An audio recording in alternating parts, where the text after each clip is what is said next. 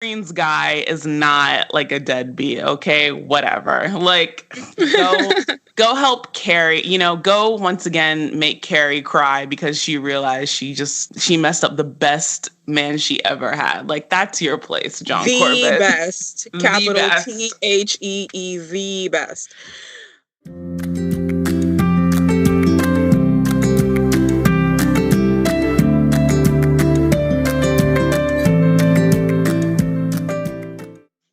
Hello, everyone. This is Alex. And this is Em. Welcome to the latest of The Good, the Bad, the Basic. This is the podcast for nostalgic Gen X and millennials and binge watchers of all ages. On this podcast, we'll be discussing what we love, what we hate, and what was just a bit problematic about the TV and movies that we're addicted to, and do a bit of rewriting where necessary. For much more exclusive content, become a show producer on Patreon and get access to after the episode bonuses, curated playlists, movie reviews, music video retrospectives, and much more. Join the GGB family at patreon.com/goodbadbasic. On today's episode, we'll be diving into our latest season, Families, and discussing the chronicles of the Braverman family, the stars of NBC's Parenthood. Inspired loosely by the 1989 film and the 1990 television series of the same name, Parenthood chronicles the lives of 3 generations of a large middle-class California family. The original 1990 series also aired on NBC, but lasted only 1 season, so NBC's risk was even larger and their reputation on the line by financing a reboot. But the gamble more than paid off. NBC has always been a great home for family dramas, and it certainly would have been a better fit for the WB's Jack and Bobby, as well as Everwood. With the Parenthood reboot, the network proved just how powerful it could be. So what do we think of this family drama? Stay tuned.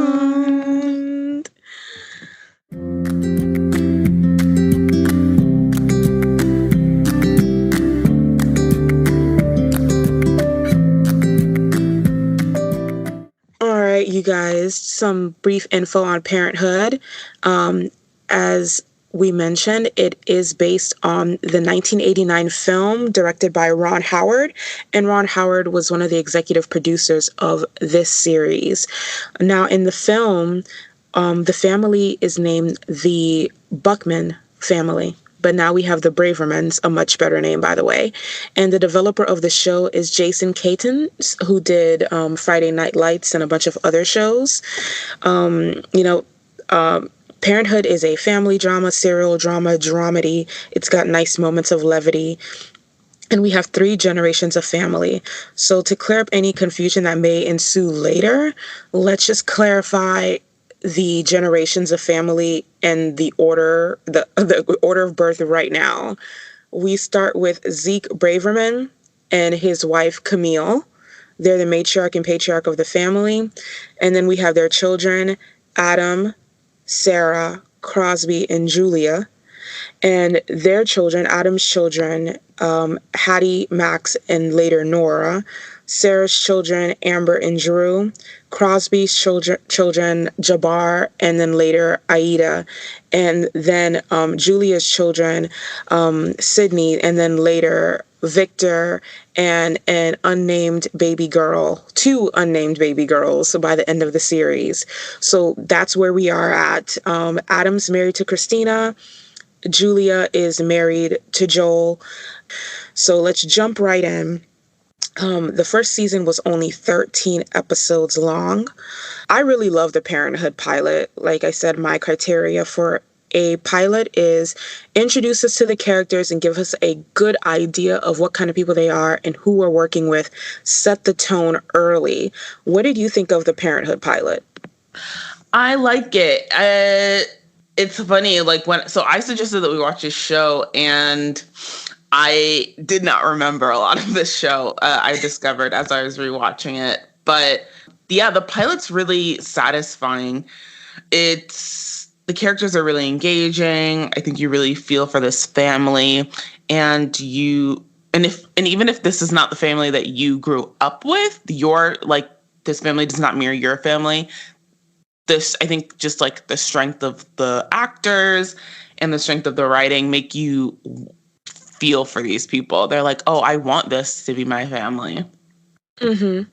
Yeah, I feel the same way. I was a little bit overwhelmed by the overwhelming whiteness of the Braverman family. Same. But but they are relatable. And I was telling Alex this in a private message. When people say they come from large families, this is the type of family that I would imagine. Like, don't just say like your family is a big family just because it's got a lot of people in it.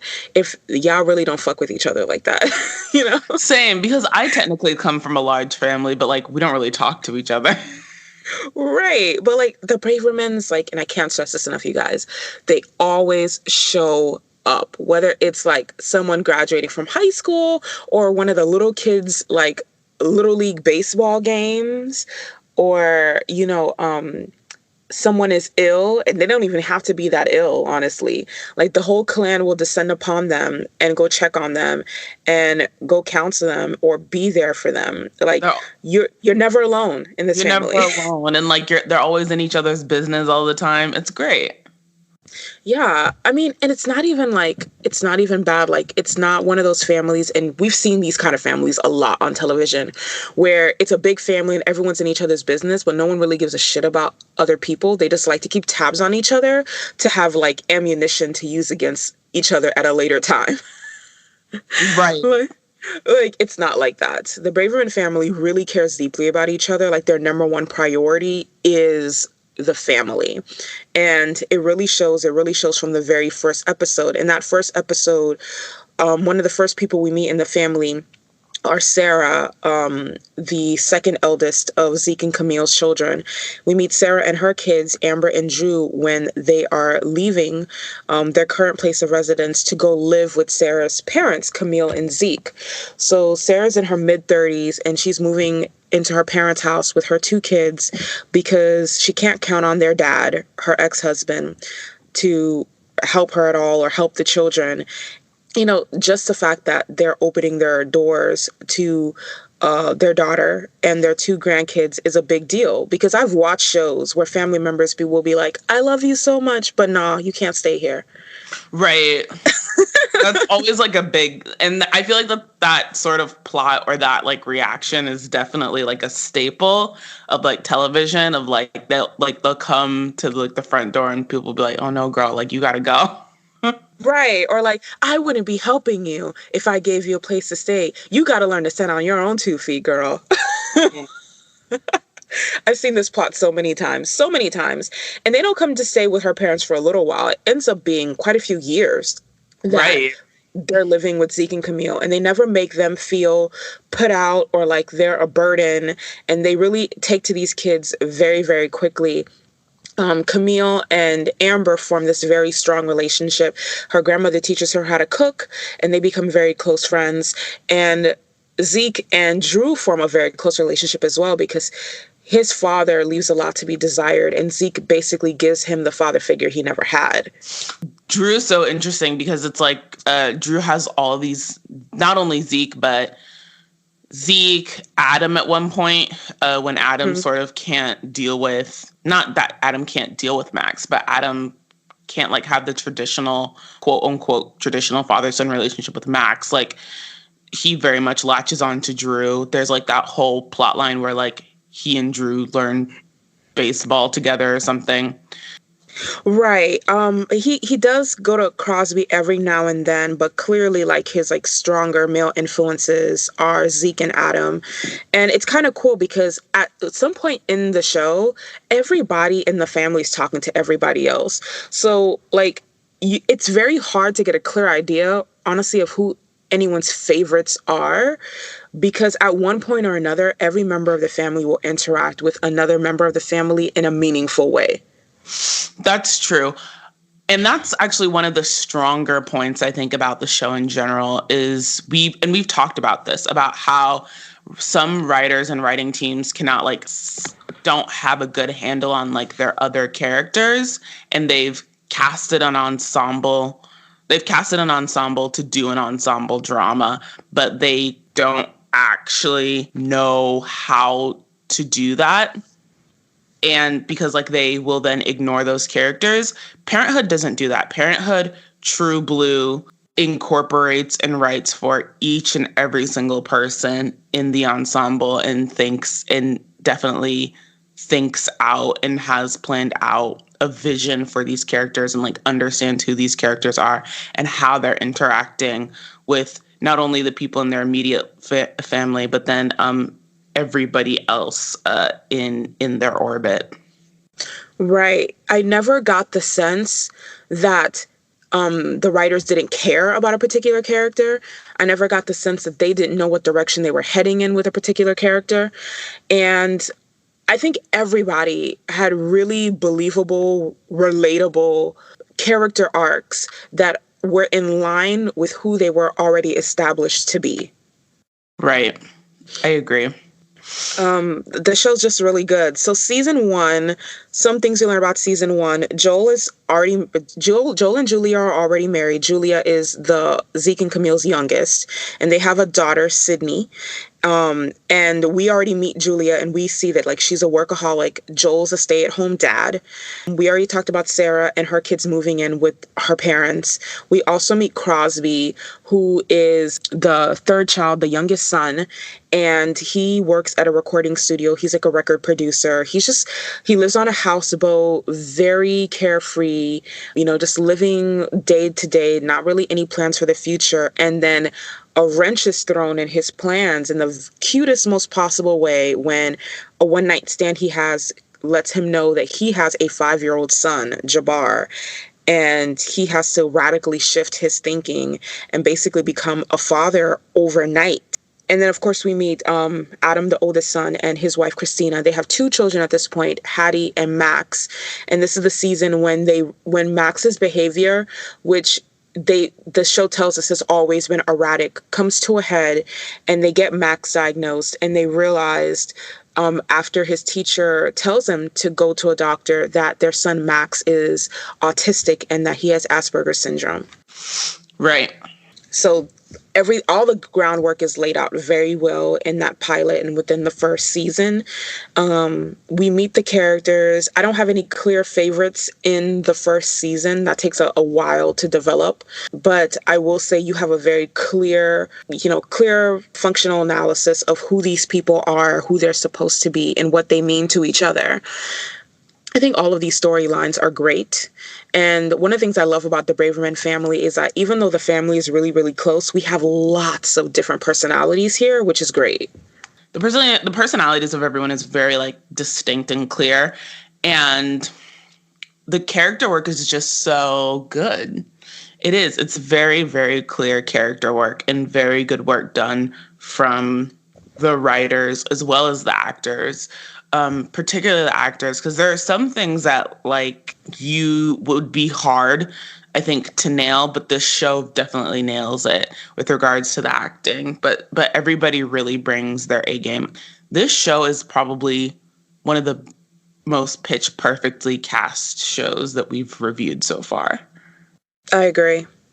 And I want to say, we've talked about other shows being the blueprint of fill in the blank. Parenthood is unequivocally the blueprint of writing an ensemble family drama. No character is left behind. No one is left hanging. The show continues to make sense. Like other shows will do a family drama, which is 3 or 4 people, and completely neglect one member of the family. Like it's usually the youngest sibling too. But like Parenthood, like no child left behind, you guys. No family member left behind. Right.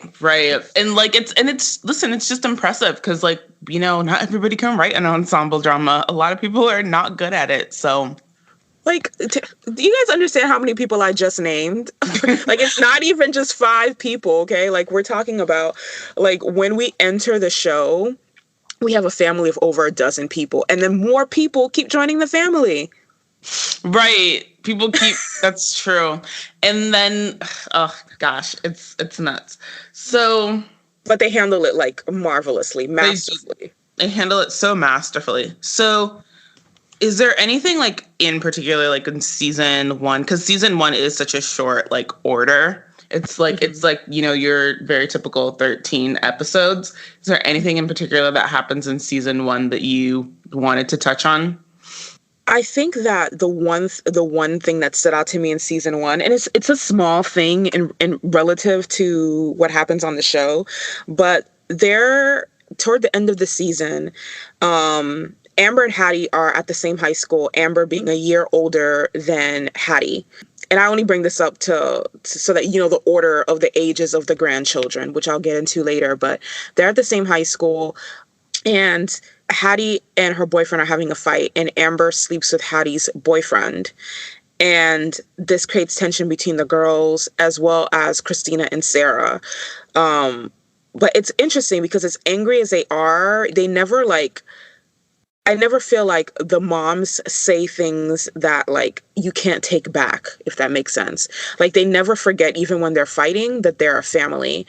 And eventually, Amber feels so bad about what she did that she runs away, and her mom can't go get her. So Christina and Hattie come pick her up, and they embrace her and they hug her, and it's so clear that they were worried about her, and it's clear that like no matter how badly anyone in the family fucks up, like no one in the family is going to turn their back on them. Right. That Steve, Amber, Hattie plotline. Yikes. I remember thinking, I'm trying to decide if I remember, like, I liked how they handled it. Like, I liked that how, like, what you just said. And I like that the girls eventually, like, reconcile pretty much by the next season. Or, like, not even the next season. I think a couple episodes. Yeah. A couple episodes after they reconcile. But I remember feeling like, oh, no, yeah, it's fine. I think your problem is the same as my problem. Like Amber claimed to have such strong feelings for Steve, but then we never saw Steve ever again. Yeah, we never saw Steve. No, I'm not even gonna be mad. So I guess like he's just like he's a wrench to just throw in there. I guess that's fine. That's true. We forget all about Steve. He's not even mentioned, I think, in the second season. No, I think he's not. I think they mention him way, way, way later in season 5 or 6, and Amber and Hattie are talking and joking, and they're like, "Remember that guy Steve from high school?" And like they're laughing. So, but like we never see him again. The girls never see him again. And now the one sticking point about this show, and it's not really an issue for me personally, is that when it comes to guest characters, they are treated more or less very disposably, but again, because they treat the larger ensemble cast so well, I really don't care. Right. You're like, they'll be all right. They'll be all right. They'll be cool. So season 1, what are some of your favorite episodes of season 1? So season 1, obviously the pilot, episode 3, Deep End of the Pool. Oh, that's the amazing like episode where Julia attempts to teach Sydney how to swim. That's one of my favorites too. Where Julia really should have just sat there and ate her food. But she learned though, didn't she? She did. She had a lesson. She learned a lesson in her own. Right. The Big O. That's when Crosby finally tells like the whole family about like Jabbar. And that's episode 6. Episode 8, Rubber Band Ball. And that's when Jasmine introduces Crosby to her family, which is good because I think it's important and I'm glad that we see that Jasmine like has a family of her own. Mm-hmm. Although it's awkward because she lied to them about stuff. Right. Episode 10, Namaste No More. That's when Julia tries to like coach a soccer team. Julia. And then episode 12, Team Braverman. That's the autism walk. And then episode 13, Lost and Found. That's the season 1 season finale. So before we get into season 2, let's talk a bit about like Max and this Asperger's story a bit. Yeah. So We talked about character arcs, and I said how everyone's character arc is kind of perfect. That includes Max's. Unfortunately, or maybe fortunately, I don't know, Max's entire personality is built around his Asperger's and basically his parents accommodating it, trying to get the extended family to accommodate it, and trying to get everyone he comes in contact with to accommodate it. Now, I would be remiss if I didn't say that, we personally don't support Autism Speaks. I understand that older autistics, adults, not children who can't speak for themselves, are not here for that foundation. They don't believe that it supports their interests, and they don't like the way that it portrays autism as a diagnosis. That said, the show does have like a whole angle with Autism Speaks in that very first season. And I absolutely feel like the Max character in large part was written from the perspective of a parent who has a child with autism, as opposed to another character we meet in the latter half of the show who is a much more realistic depiction of an adult with autism. But I do think that the Max and autism storyline is, for better or for worse, it really shows how close the Braverman family is and how well a lot of Max's moods and behaviors are treated, because Max is definitely a high maintenance child, the most high maintenance of the Bravermans, hands down. And I will say this, I think when Parenthood came out, like Asperger's and like high functioning autism, like, and all these things were the language around it, not the condition itself, because, I think we're both big maintainers of like nothing is new. I think nothing in I think in the world is new. It's just what's changed is that we finally have language to talk about it. But I think one of the most frustrating things about the Max character, and I think, and when this show came out, all this language around autism, around Asperger's and people who are high functioning autistics, all of it was so new. And I do think since this show has come out, in terms of like representation of people who have Asperger's, like it's grown leaps and bounds. Like Hank, as you said, is like great. And I don't think it's a coincidence that Hank doesn't show up till like season 5, season 6-ish.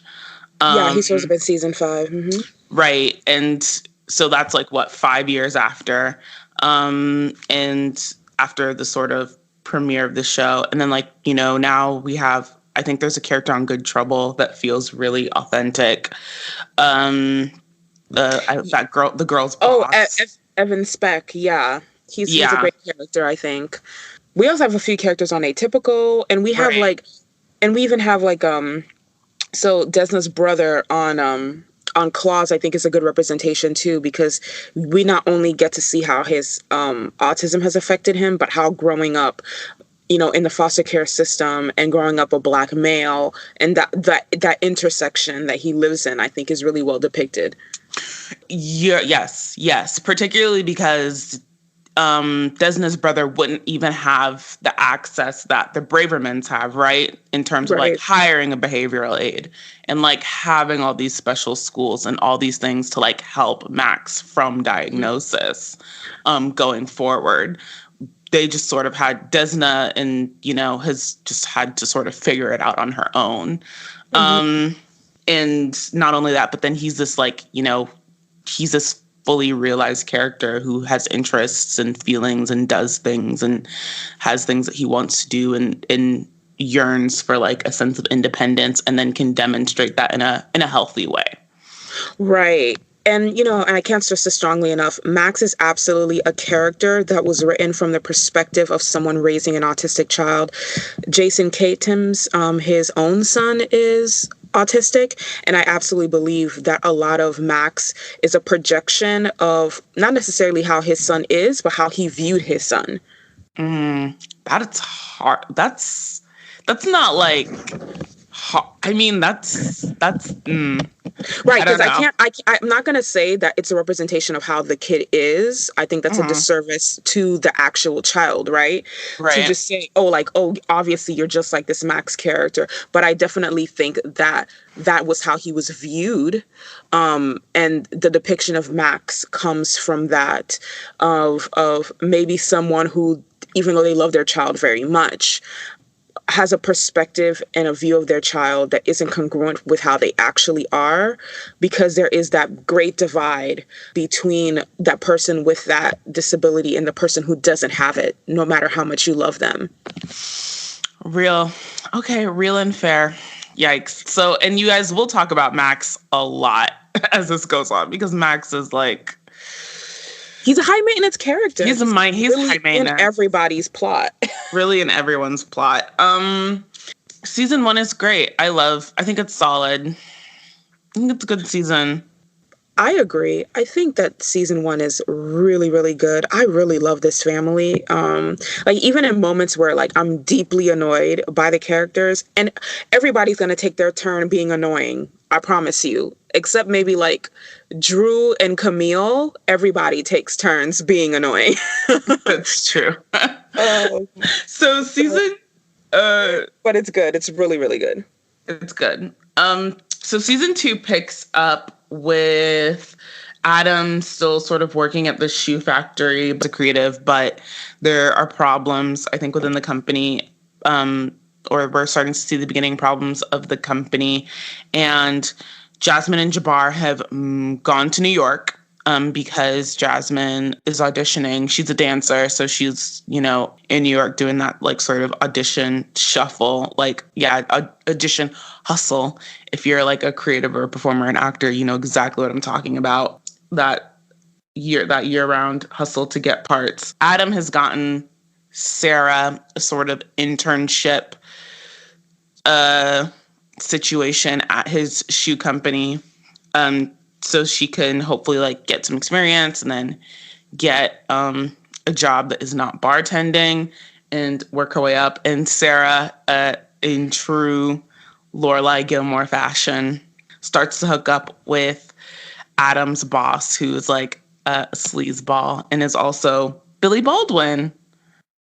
Yeah, I mean, it's not even the attractive Baldwin, you guys. So she starts hooking up with this dude who's like, enamored with her because she's charming and she's pretty.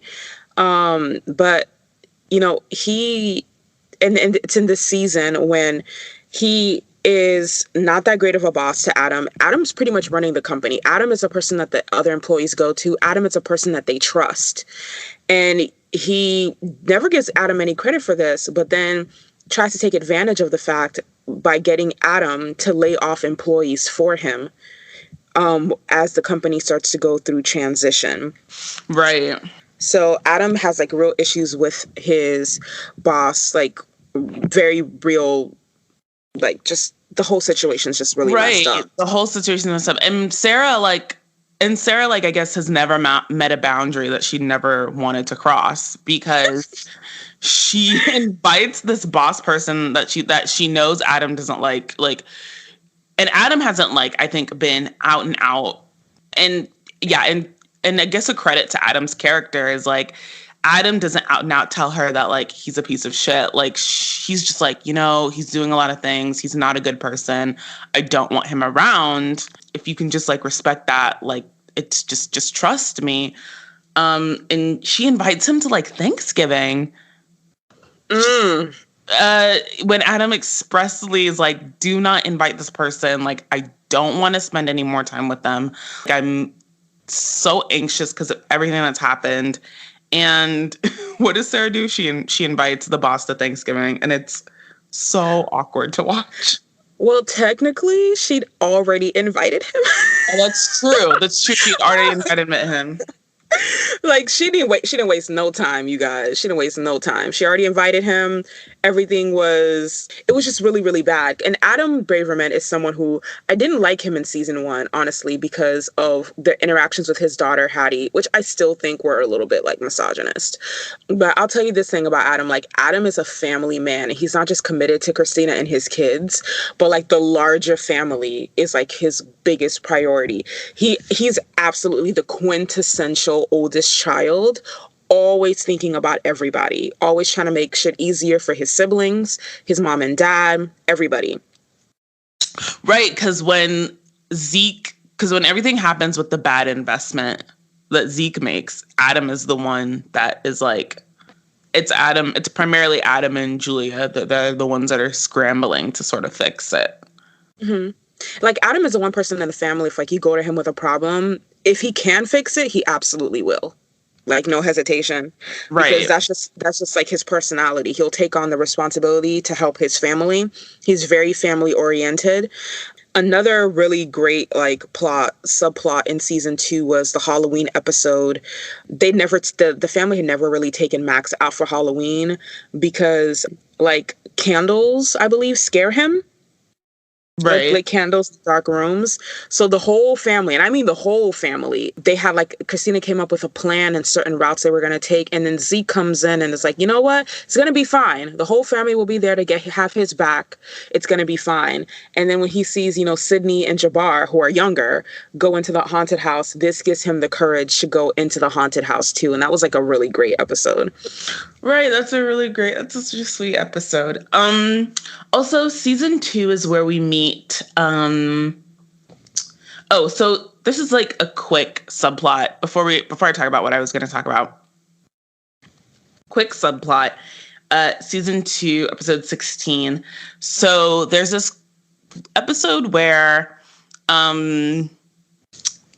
because Max is like hardcore like into bugs and stuff, where Adam and Christina are going to hire this person to like work Max's birthday party and show like all the kids like bugs, and Max is like super hype about it because like bugs are like his thing, and it's called like Amazing Andy's Wonderful World of Bugs or whatever. And the guy who plays him, Amazing Andy, played by Michael Emerson, another OG, another heavy hitter, comes and wait. He's really quickly, you guys. He's on Evil right now. Yeah, he's on Evil right now. Michael Emerson, you know Michael Emerson, you'll know his face. Like Evil, he was on Lost, on every TV show that you can ever think of. He's been on it. So Michael Emerson comes to work the party, and they almost don't hire him specifically because he has Asperger's. And I was like, and they go through like this little speech of like, well, like, how can we trust that like Max isn't gonna like act up? And they do this thing and they're just like a trip. And like, I was just like, wow, white people are a trip. They do that like, I don't know if I'm misremembering the episode, but I remember they didn't want to hire him because they said he was weird and too particular.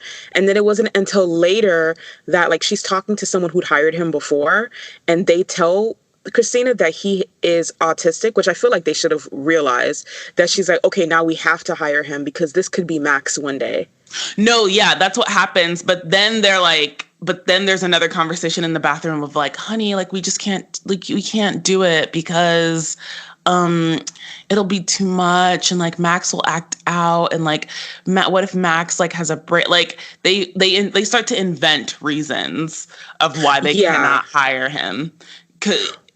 Right. And in that really typical like white person like fashion. And it's funny because even Christina brings up of like, well, how would we feel if like in the future somebody doesn't hire Max?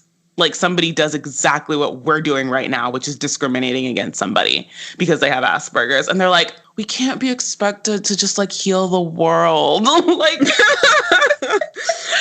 and I was like, the white people are a trip. And the only reason why they don't fire him really is because like they've already paid him. Well, yeah, they've already paid him. They've already booked him. And he just, the Andy character, he just works on his his time. So he doesn't even, so he's already coming to the house to like, measure and stuff. And because they're like, quote unquote, good white people, they don't know how to be like, you're fired. And so he can't read, and he can't really read their social cues that well. So he just continues with his business that he knows how to do. Right. I think the thing that won them over in the end was like he gave them like a stuffed bug, like a stuffed animal. And he says something to Christina along the lines of, and she's like, is this for us? He's like, yes, it's for you. I give them to all of my paying customers because he says something about how giving clients a gift will ensure repeat business and good referrals.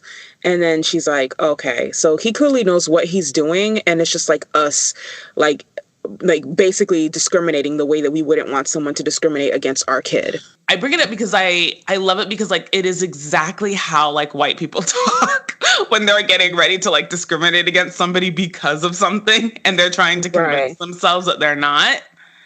Like the language is pitch perfect. And I remember thinking, oh God, that is so that's chef's kiss. Like it's so accurate.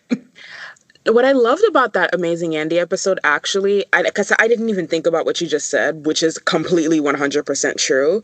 I was just thinking about Andy as a person and how he relates to Max. So Andy is really very particular. He takes measurements. Things have to be done in the right amount of space with the right lighting. There can only be so many people attending the party, this, that, and the third. He's very particular. And, they made up these like BS reasons like, well, we can't get all these kids to listen to him or obey him or whatever. And basically like projecting their own discriminatory thoughts and ideas onto these children. And what I thought was interesting was that anytime Andy made a rule and he would clearly lay out why he was making that rule and why that rule was important, Max was instantly on board. It's Adam and Christina that thought it was ridiculous. And I keep going back to that episode and thinking to myself, Max isn't the one who has issues understanding authority and boundaries. You guys are. Real. Right, because Max will only do Max will just do whatever they let him get away with. Right?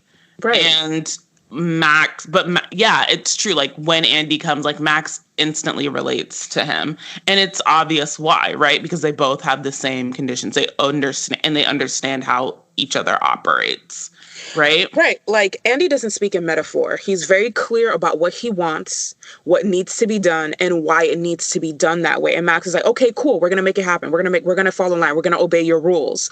Adam and Christina are the ones that are like, oh, this is ridiculous. And I'm like, listen, y'all could learn something from Andy about how to talk to and relate to this child. Right. And in the end, he's amazing with the kids. He does a great job. I know, he is amazing, Andy. So that there's that plot. So then let's get into this Alex Hattie situation. So in season 2, we meet a character named Alex, played by the now crazy famous Michael B. Jordan. Alex works at the food bank. Yes, he works at the food bank in the city. And he knows Hattie through Camille because Camille goes and volunteers at the food bank. And Hattie starts spending all of her time at the food bank because obviously Michael B. Jordan, whatever. Hattie's into Michael B. Jordan because who wouldn't be? And we find out that Hattie, first of all, he's like 19, but then like he's had like a really like hard life. Like, so he has his GED, but he had to take it on his own. He's a recovering alcoholic. He's in AA. He's working the program. He's been like abandoned by his parents. And he's sort of like he's what we talk about this, Em and I, like the perfect sort of Black character. Like when sometimes when white people write Black characters, they make them completely perfect. And Alex, I think, definitely fits into that completely perfect Black character archetype. So Alex is 19, Hattie's 16, and Hattie wants to date Alex. And Adam and Christina, is like, they're like, no, it's a no, absolutely not. Even though Alex is pretty perfect and is somebody of strong moral character, Adam, Christina put the kibosh on it. Let's talk about that for a minute. Yeah, so it's like Alex said, when we meet this guy, Alex, he's not working. First of all, he's running the soup kitchen. Let's put some respect on his name. Right. Exactly. Like he coordinates everything, the schedules, the cooking, everything. But it's like Alex said, he's a character that is really well done because he lives very much in the gray. Like, he's not a perfect character. He's not a complete stereotype.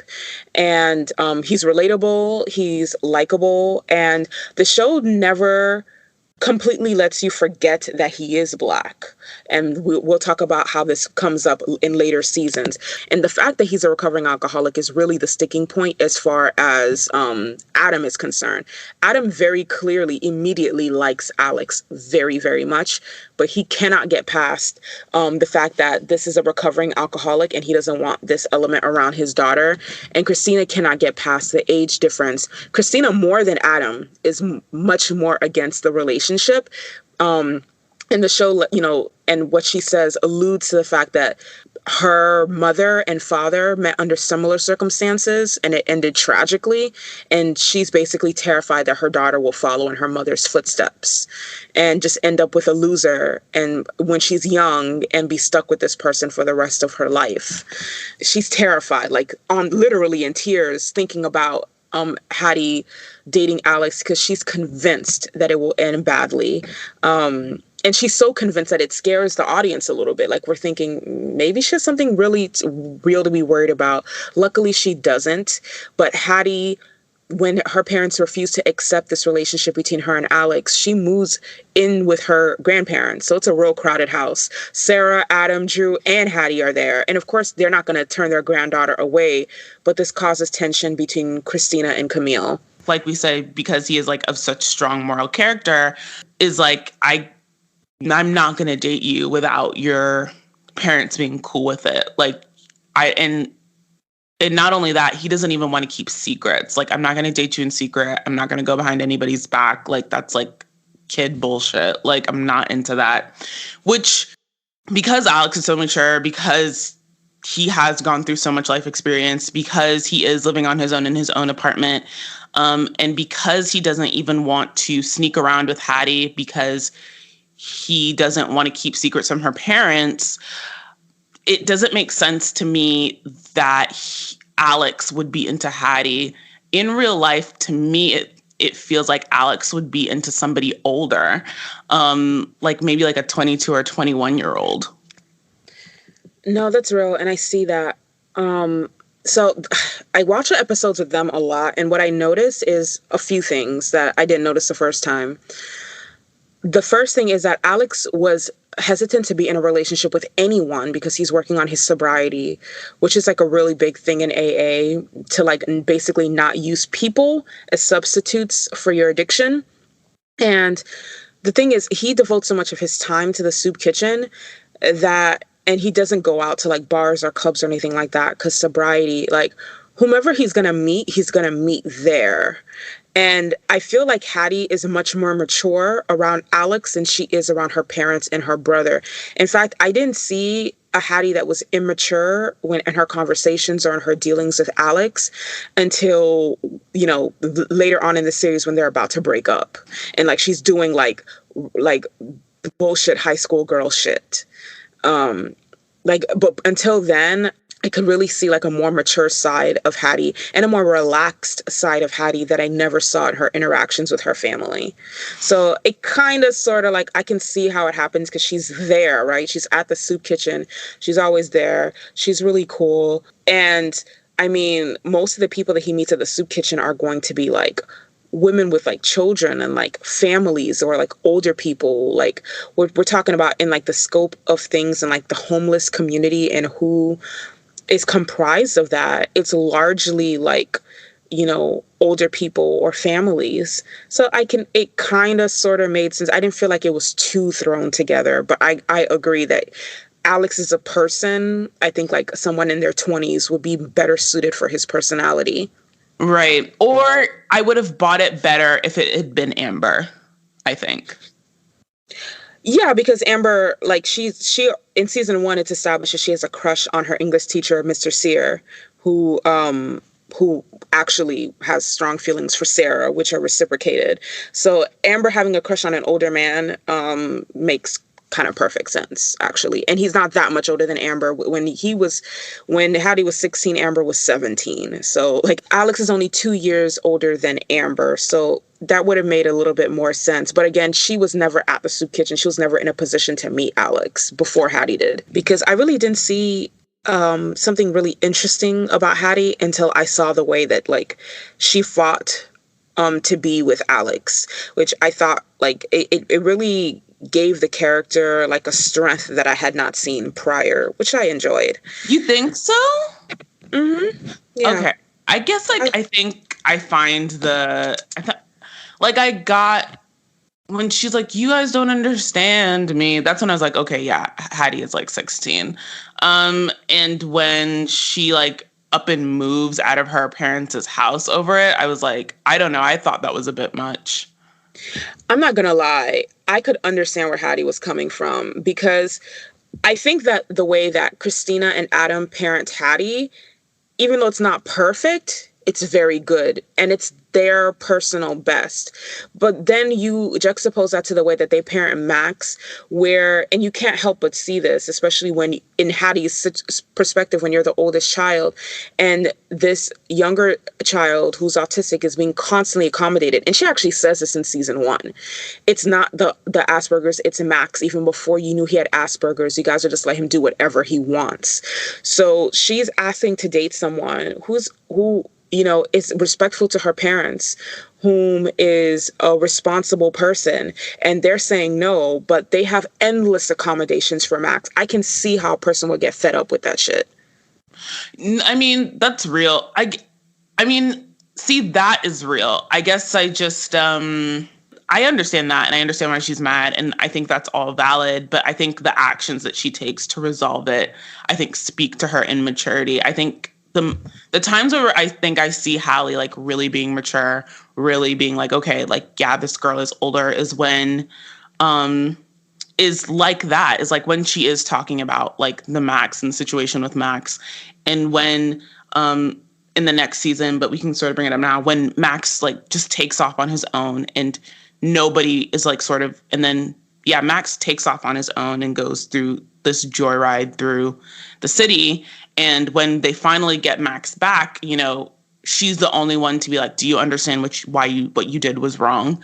Like Adam and Christina are ready to let Max just, let him off the hook. And Hattie's the only person that's like, listen, what you did was wrong. Do you see how you disrupted everybody's lives? Do you see why, like, you can't do that? Do you understand why not everything is about you? Also, when she essentially does all her college shit by herself, completely by herself, because once again, Adam and Christina are super preoccupied with Max. It's in those moments that like I really see Hattie's maturity. But in this Alex situation, like I guess like initially trying to get to date him, I was like, no, like she's 16.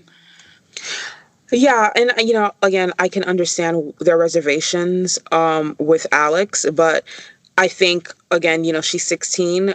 To her, it just feels like Max always gets what he wants and she never gets what she wants. But it's interesting what you say about her interactions insofar as Max, because I always felt that like Zeke, Sarah, and Hattie were the only people in the family that were honest about like not constantly enabling Max's behavior. Hattie does sleep with Alex on prom night. This is after her parents give her permission to see him.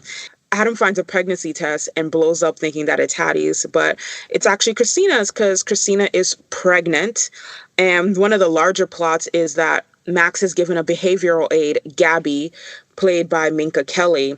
And when Crosby's having problems with Jasmine, whom he's in a committed relationship right now, Jasmine, his son Jabbar's mother, he cheats on Jasmine with Gabby after Max's birthday party with the incredible Andy.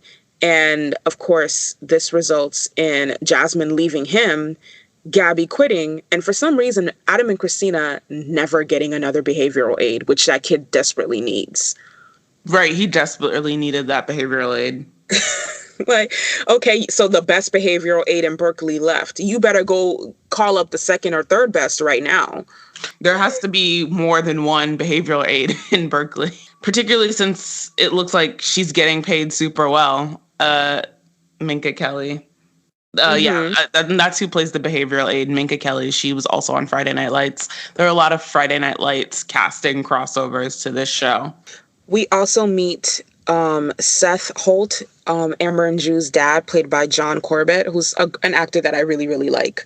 Like, his roles are just very believable. And he's actually, and I was thinking this when I saw him, he's actually like the alcoholic version of Christopher, because he's a deadbeat, but he's a fairly lovable deadbeat. Aside from his interactions with Zeke, you can actually see how charming this guy is and why Sarah fell in love with him. Listen, every time John Corbett tries to play like these like rough and tumble like deadbeat people, I'm just like, John Corbett, go bone Nia Vardalos in her car, because like, you know, her dad won't let you up. She won't let you up in her house. Or go help Kate Hudson raise those scraggly children in Queens. Like, you're not supposed to be here. This doesn't make any sense for you. Poor John. The Walgreens guy is not like a deadbeat. Okay, whatever. Like, go help Carrie. You know, go once again make Carrie cry because she realized she messed up the best man she ever had. Like, that's your place, John Corbett. The best. Capital Thee, the best.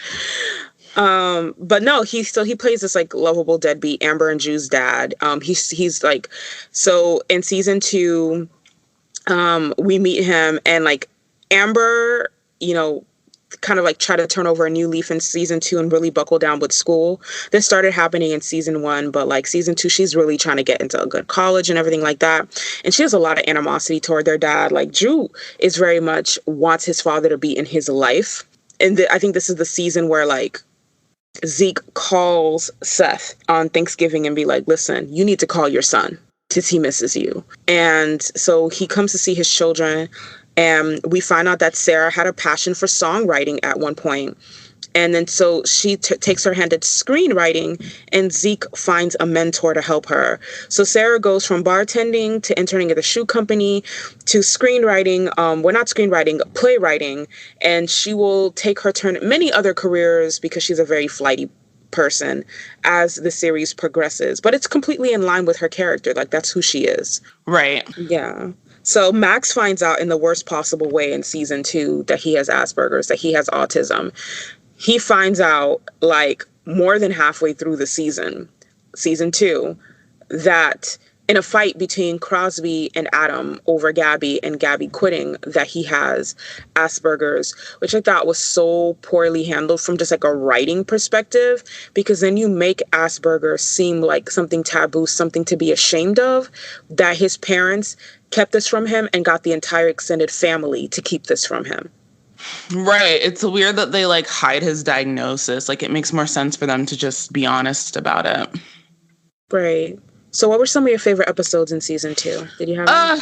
Yes. So I think the things to watch in season 2 are season 1. I think you could actually skip the season opener, and I would go straight to episode 2, No Good Deed. Season 2, episode 4, Date Night. Season 2, episode 6, Orange Alert. That's the Halloween episode. Season 2, episode 7, Seven Names. That's also, I think, where we meet Alex for the first time. Season 2, episode 8, If the Boat is a Rockin'. Season 2, episode 10, Happy Thanksgiving, which is like all the stuff that we talked about earlier.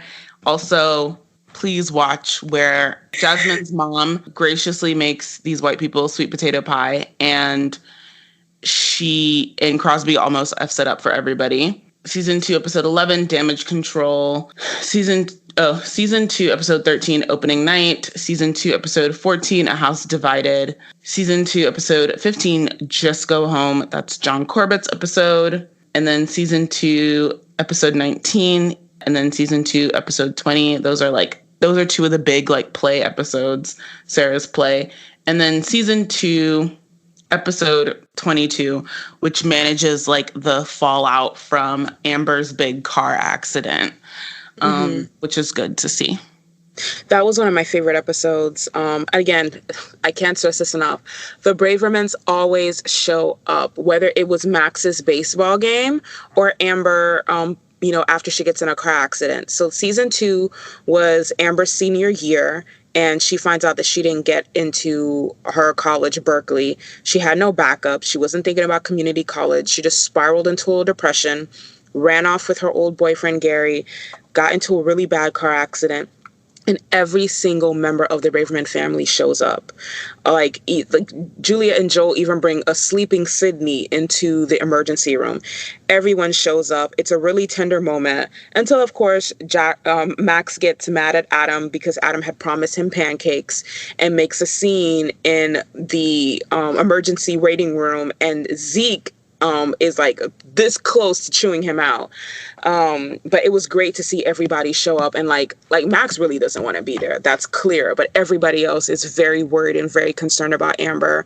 And Zeke, of course, is worried about Sarah as well, right? Like that's her kid. We figure out pretty early that Sarah is Zeke's favorite. Right. Yeah. So season 2 is good to me. I personally, I think it's solid. Besides like a couple of hiccups, I like it for the most part. What about you?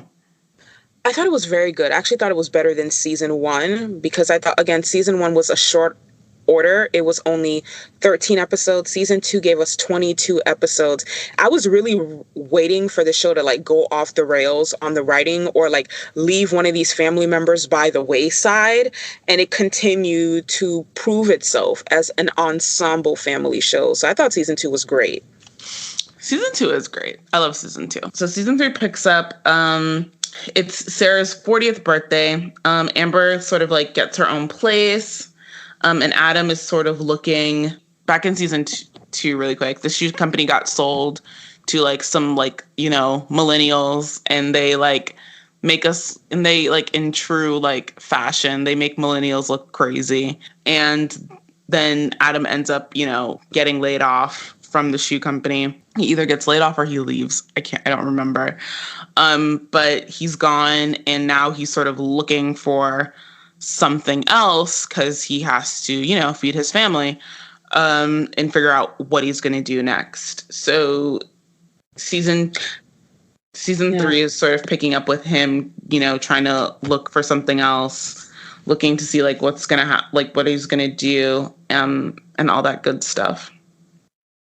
Yeah, Adam was fired by his boss. Okay. In season 2, like he hated it there, but he wasn't going to leave because he's got mouths to feed. And it was that same episode, later on in that episode, that he tells her like, "I was fired today." Right. The same episode that she tells him that she's pregnant with, later to be announced baby Nora. So I really love season 3. And this is not a norm for me. I see a lot of shows start falling off when they start getting real comfortable. But I guess because you were dealing with such a large cast, the writers can never get too comfortable. Right. Zeke really gives Amber some tough love after her accident because Sarah tries to talk to her and Drew tries to talk to her. No one's getting through. And then Zeke is like, "I'm about to scare this chick straight." And he takes her to like the wreckage yard where to see what became of the car that her and Gary had been riding in, and to see how close to death she was. And he tells her, "You're my dream. My kids, you grandkids, you guys are my dream." Amber's his oldest grandchild, and I guess they have like a very special relationship, especially now that she's living with her grandparents. And he's like, "You were trying to take my dream away from me," and basically try to make her see that this self-destructive little trip she was on at the end of season 2 is not okay, and it affects more than just herself. And I thought that was such a beautiful moment between them, and we're going to have more beautiful moments like that between Amber and her grandparents and Drew and the grandparents as well. And even like, Max and Sydney, and then later Victor and the grandparents. I think they do a great job of creating really beautiful memories with their grandchildren. I don't think Hattie will ever forget that time that she spent like 3 weeks living with her grandparents out of protest. Out of protest. Right. So let's talk a little bit about, so eventually what happens with regards to Adam is that there is a famous recording studio that is like up for sale, that Crosby wants, and Crosby's trying to save it. And it's very famous. Like lots of people have recorded there, and Crosby convinces Adam to go into business with him and to save this recording studio and to work it. And they work to make it a successful business. In this time, there is sort of like this, they hire a receptionist, Rachel. And let's talk a bit about this Adam and Rachel plotline. Of all the plot lines that have ever parenthooded, this was the worst. Because Rachel basically served as a way to like give the Adam character more range, but it did not hit because it ended up being like almost like a character assassination. Adam behaved in ways that Adam Braverman does not behave. Okay, so like explain, because I feel like this is the only time I've ever seen a plotline like this play out where like the guy wasn't sleazy, and I didn't think Adam read as sleazy. And I remember thinking like, oh, that's like a really hard thing to do in a plot like this. So, and you clearly feel different. So I'm interested to hear. Yeah, I didn't think that Adam was sleazy, like he was trying to like scam on this girl, Rachel. But, he made it very clear that he was attracted to her and that other people found her attractive, and, talked about how, well, you don't have to dress so sexy when you come to work. You have more to offer than just your body, which can be read a million different ways. But the culmination of events is when he insists on taking this girl home, and he insists on walking to her door. And it's like he's playing with fire, and he knows it. Like Adam Braverman is such a cautious person. I would have never seen him behaving in this way previously. Yeah, Christina like goes back to work because so far she'd just been a stay-at-home mom. That's like the culmination of everything that happens with that Adam Rachel plot. Yeah, so Christina goes back to work, and apparently she had worked in politics prior to this, so like that's her degree field. She starts working for a mayoral candidate, Bob Little. Crosby finds out that Jasmine is dating again, and so I guess he sees this as kind of like maybe the situation is lost here. He even attempts this season to buy a house as like an apology gift for Jasmine. Another plot is that Sarah starts up her relationship with Amber's former English teacher, Mr. Sear again, Mark Sear, played by Jason Ritter. And Julia wants a baby, cannot conceive, and has her eyes on the barista at her office who is pregnant, and she wants to adopt the barista's baby. That is one of the larger subplots where Joel and Julia take this girl into their house, and Julia tries to encourage her every step of the way. And wrenches are thrown, and Sarah and Zeke tried to warn her that this situation's not going to end the way that she wants it to end. But Julia's stubborn. She doesn't listen to anyone, not even her own husband. The situation goes just as badly as they thought it was going to end. And in the season's ending, Joel and Julia take in a 7-year-old boy, Victor. So they didn't get the baby they want, but they got to adopt a child. Crosby and Jasmine, after a lot of cold shoulder and a lot of dating other people, including this Jabbar's very, very, very fine pediatrician, reunite, and they get married in season 3. It's really beautiful. They get married at the Braverman home. And Sarah, and this is again, the Bravermans always show up. Sarah goes to Joel and Julia to get a loan, and they loan her the money to get Seth into rehab. Seth, their ex-brother-in-law. Like, even when you're not in the family anymore, you're in the family. Just off the strength of him being Amber and Drew's dad, Joel and Julia agreed to give her this money to get Seth into rehab. Another plot where Amber's on the verge of beginning an affair with her boss, Bob Little, a job that Christina, helped her get, but Christina nips that in the bud. And another plot where Max and Jabbar get into a fight and they pull Adam and Crosby into it. And it's only a fight because Max is entitled and Adam and Christina enable his entitlement. Oh, and Alex and Hattie break up because he realizes she is a teenager and I shouldn't be here. Right. He does realize like he's just too grown for that. The Troy and Zoe and Joel and Julia thing is so ugly on so many levels. Yeah, it's really ugly. It's really bad because, first of all, it does something that a lot of adoptees, people who have been adopted, like that's one of their biggest criticism with adoption as an institution, is that it commodifies children and it basically reduces birth mothers to factories, baby factories. Like you just pop one out for whomever. This girl doesn't want to keep her baby or is considering not keeping her baby, but it's solely because she's so poor, and we can have a whole conversation about how the adoption systems exploit poor women, especially poor women of color and unmarried women. Right. And it's made uglier by the fact that she's clearly someone who, when we meet the boyfriend, Troy, he is like, I mean, he's immediately like, we know he's not like a good person. It doesn't take much to probably think that their relationship was an emotionally abusive one. He's very controlling. Joel and Julia are essentially, they're like, I don't think they mean to be, but just because of the situation, it's very like emotionally manipulative. She's clearly looking, Zoe, who's pregnant, she's clearly looking for someone to help her. She needs help. She needs emotional and financial support, and and then here it comes, right? And in a sense, in the form of these two nice white people, and all of that. And Zoe doesn't read as white.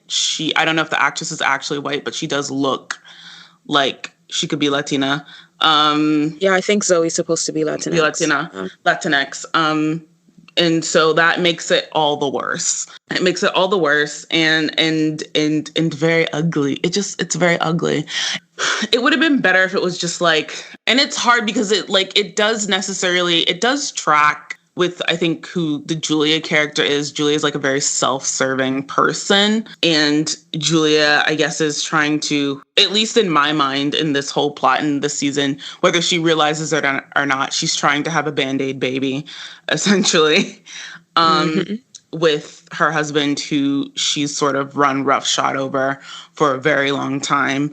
And it's not that I hate the Zoe plot, because I like the idea of like engaging in something like this, but it needed to be done from a place of like more, I think, altruism. Like, I think I could have gotten on board with this plot if like it had been like Camille instead, like Camille meets Zoe. And then from that sort of helps her and helps her get on her feet. And then they have this, and then Zoe becomes just like an extended part of the family. I think I could have gotten on board with this plot. So Julia is such a self-centered person that I don't even think she realizes that what she wants is a Band-Aid baby, because she doesn't understand how much damage she's done to her marriage by consistently refusing to listen to or even consult her husband before making major decisions, right? Like, she'll just be making decisions on her own and then informing Joel after the fact. But I actually thought that the plot was actually really well done, and it's pretty realistic of how a lot of adopters behave. Her behavior wasn't seen as altruistic because it's not.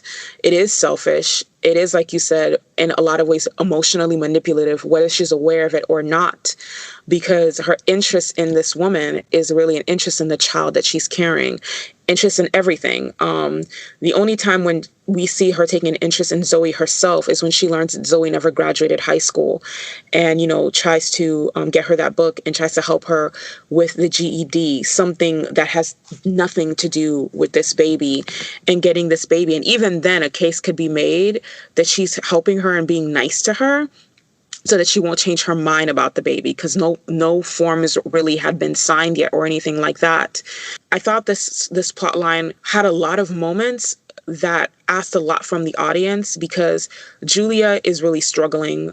Zoe is really struggling. Like you said, she's been in this emotionally abusive relationship. She's estranged from her mother or her sister. She really needs help. But these quote unquote nice white people are after something, right? They're not here for her specifically. They want something from her. So when it culminates with Zoe eventually keeping her baby, seeing her baby, holding her baby, and being like, you know what, I'm poor, but I'm just going to try to find a way to make this work. I thought that was really beautiful. Because it's something that adoptees and those who have given up children for adoption talk about often. Like, if I could have had just any type of financial support for 1 or 2 years after I had the baby, I would have kept my baby. So I thought that was really real. And I liked the storyline of the poor woman not losing her baby to this wealthy white couple. Right. And in that moment, I think the show is asking us to empathize or feel sorry for Joel and Julia. But like you said, it's a big ask. It's a really big ask.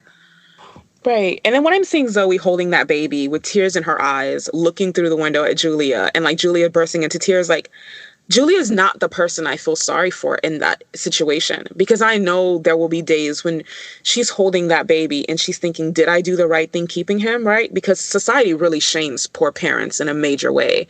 I don't feel sorry for Julia. I don't, because Julia already has a child. She already has a perfectly healthy child who wants for nothing. This is Zoe's firstborn that they were asking her to give up for no other reason than she was too poor to keep him. Like, what message are you even sending at that moment, right? Right. Like, it's reinforcing this like thought that like poor people don't deserve to have kids, or like poor people shouldn't be having children, which is a very, very ugly one. Disturbing on many levels. Yeah, but she kept the baby, and later there's a scene where she takes a cab and goes to their house. Joel doesn't really want to see Zoe because like he's hurting on Julia's behalf, but Julia sees Zoe. She gives her back her grandfather's watch, because Zoe had previously given her Julia her grandfather's watch to give to her son. So she gives the watch back to Zoe. Zoe lets her know that she contacted her mother, who didn't even know she was pregnant this entire time. Imagine being pregnant and not being able to tell your own family. Meanwhile, these people are trying to get your baby, right? She tells Julia all these things, that she's mending fences with her family, that her mom's going to help her with the baby. And I really feel such a sense of hope for Zoe, and it makes me really happy. And I know that Joel and Julia are hurting, but like, she gets to keep her baby. She gets to have her family's support. Maybe she can get a glimmer of what all of the Bravermans have and probably take for granted, right? The support of a family unit. When we leave Zoe, we leave her with hope, which I really love. Zoe and Alex as like guest stars, I think were done right by the show. All the guest stars that were disposed of willy-nilly, Zoe and Alex really had the best character arcs, I feel. They do. They have like really strong ones.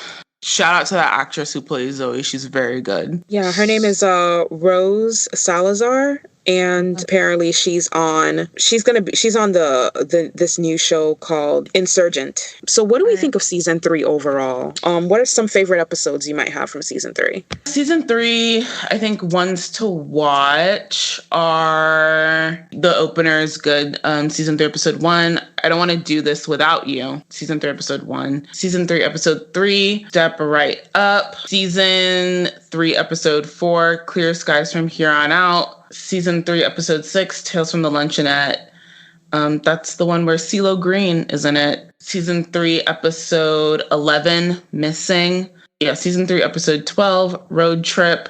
That's a really funny episode. It's where like the whole family like takes a road trip to see like Zeke's mother. And she's like, and when they get there, she's just like fucked off, and because she's doing her own shit. Wasn't she like bingo? Wasn't she a bingo or some shit? Yeah, she was like had it on the calendar to be at like bingo or like bridge or something, and it was funny. Right. So we get to meet Blanche Braverman, the oldest Braverman. And it's amazing because it's like, because it's like, she's like, I do cool shit. Like, sorry, kids. And I think it also is a good message about, you know, how parents get their own lives and do their own shit, like, after. And, like, don't expect people to always, like, be on your time because everyone has their own shit that they're doing, even the elderly. Season 3, episode 13, Just Smile. Season 3, episode 14, It Is What It Is. Season 3, episode 16, Tough Love. This is where we meet Max's little wheelchair friend who, Micah. He's in a wheelchair. He's Max's only friend because he doesn't have any friends at the school either. But Micah is too good for Max, and we'll get into that later. Yeah, he is too good for Max. That's exactly it. Season 3, episode 17, Remember Me, I'm the One Who Loves You. Season 3, episode 18, the last episode of the season, My Brother's Wedding, where we get to like, oh my God. So like Dr. Joe, who is amazing, buys like a house for Jasmine, and then she breaks up with him, and it is devastating to watch. So you get to relive that pain as well. It's really bad. So remember we told you that Joel bought it like an apology house for Jasmine? He didn't even consult her when buying this apology house, even though sis dead ass said, I will never forgive you for this. And he didn't ask her what type of house she liked or anything like that prior to this. Now, insert Dr. Joel. He's really interested in Jasmine, really loves her and Jabbar, wants to make a life with them, and tells her straight up, like, I want to buy a house, but I'm not trying to buy a house unless you want to live in there with me, because I can't see myself living there without you. And I'm like, girl, you need to marry him and have all his babies. Right. She should have really just kicked Crosby to the side, been like, well, we had a cute run, but this is what I feel like. This is what we're going to do now. This is what I'm going to do now with my son. But season 3, besides this like adoption plotline, besides this sort of the hiccup of like this Rachel Adam thing, and then the Amber politician thing, that's another one that like, I don't know, it's like, ugh. And then this Dr. Joe Jasmine thing.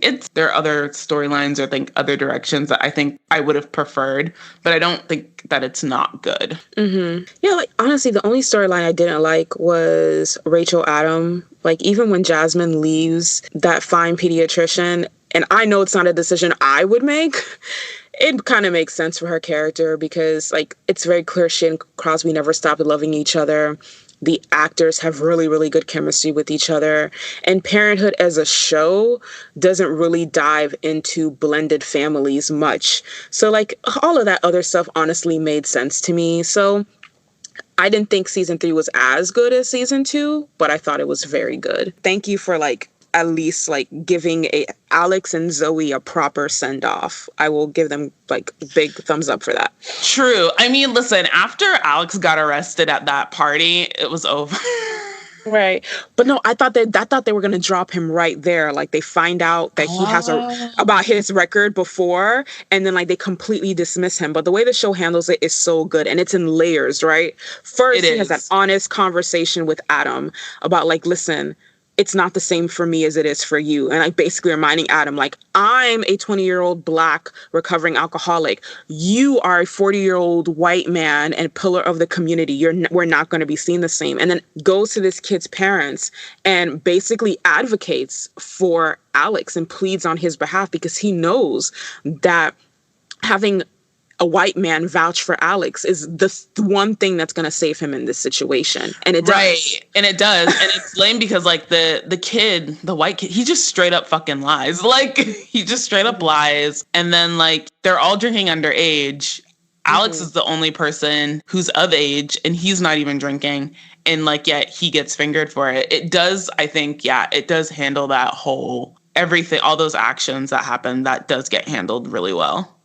Well, the kid, remember, Hattie went up to him in school and he's like, if it was up to me, I would have dropped the charges, but my parents don't want to drop the charges, which I thought was stupid on their behalf because, like you said, there were a bunch of minors in their house drinking. Like, Adam really, if he was like a shitty person, would have come up to, I would have gone to their house and been like, listen, you can drop these charges or I can countersue because you let my underage child get drunk at your house. Because as the homeowners, they're responsible for that. That's true. That's that nuclear option, though. Like, that's that, like... it's something Adam Braverman would never do. Like, he's not that type of guy. He's not going to fuck with people like that. So he talks to them very calmly, man to man, makes them see Alex through his eyes and gets them to drop the charges.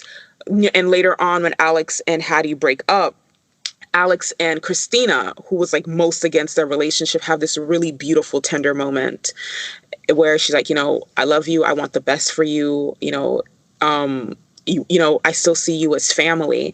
And they gave Alex a proper send off. So like, I really thought they were just going to be like, bring up his record and be like, Alex isn't who we thought he was. The end. The end. And like, one thing I do love about the Alex send off is I really like how, like, I guess this is what makes up for me the fact that, like, he's even into Hattie, is that, like, Alex is sort of taken in by the fact that the Bravermans are, like, the family that, like, he never had. And that was, like, a big part of it. Because even Alex is nice to Max, right? Like, and Max likes Alex, right? Right. Actually, he and Alex get along really well. And I feel like Alex is not just like putting up with him or humoring him. Like, Max is on his best behavior around Alex, and that makes him likable. Right. Alex likes being sort of a part of this Braverman family dynamic and feeling like this is a family he never had, and spending time with them sort of helps, I guess, heal his own sort of personal stuff, which we'll actually see in the reverse when we watch Lincoln Heights. That'll be interesting. No, I could agree with that. I can't see how a family like the Bravermans wouldn't be deeply appealing to someone who's never really had a family.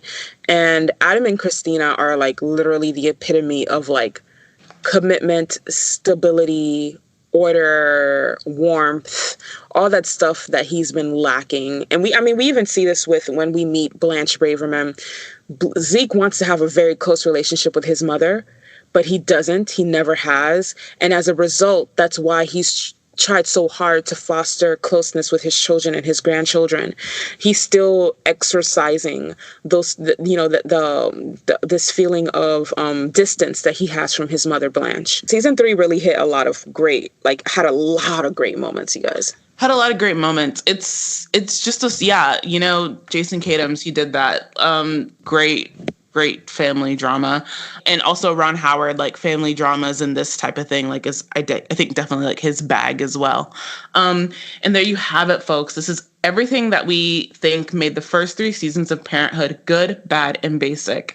If you'd like to watch or rewatch Parenthood, it's currently streaming on Hulu. Though Parenthood was a bit overwhelmingly white for my liking, it is in many ways a very brilliant slice of life family drama with complex, thoroughly human characters and an excellent portrayal of a big family. Patrons, be sure to check out the GBB Parenthood Spotify playlist. Tune in next week for part 2 of our dissection of Parenthood and the Braverman clan. Until then, our patrons can tune into our next Gone Too Soon series episode, focusing on ABC's short-lived crime drama, Night Stalker. The episode goes live this Saturday. If you'd like to check out the series before our episode, Night Stalker is streaming over at abc.go.com. You can follow The Good, the Bad, the Basic on Apple Podcasts, Spotify, Stitcher, Google Play, TuneIn, or Pocket Casts to listen to all of our regular weekly episodes on the go.